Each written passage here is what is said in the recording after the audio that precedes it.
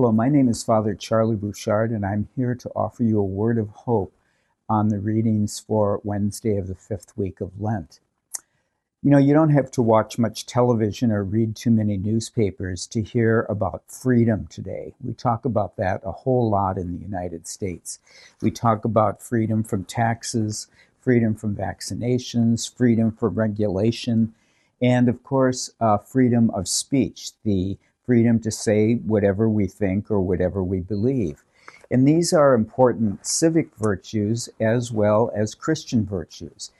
Jesus makes it clear in the gospel today how important freedom is, but he also reminds us that in some ways our emphasis on freedom has made truth a casualty.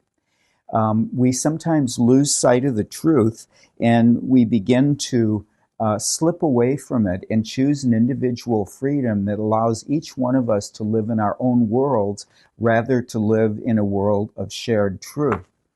And Jesus makes it clear that truth and freedom cannot be separated. They have to go together. He says, I am the truth, and the truth will set you free.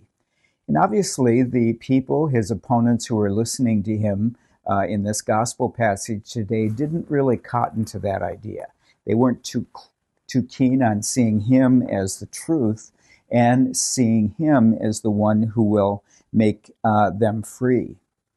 Anne Garrido, a friend of mine and a professor at Aquinas Institute of Theology in St. Louis, has, like others, written about truth. And she says we need to ask ourselves some basic questions about truth, like what is truth? And then how do I arrive at truth? And how do I, as an individual and a member of society, speak truth and act truthfully? And these are real important questions for us today. I really feel that the future of our society depends on us being able to approach truth together and arrive at one understanding of how the world is and what that requires of us. I belong to a religious community called the Dominicans, as you know, and our immodest motto is truth, or Veritas. And sometimes people tease us about that, as though we think we have all the truth. Well, we don't, of course.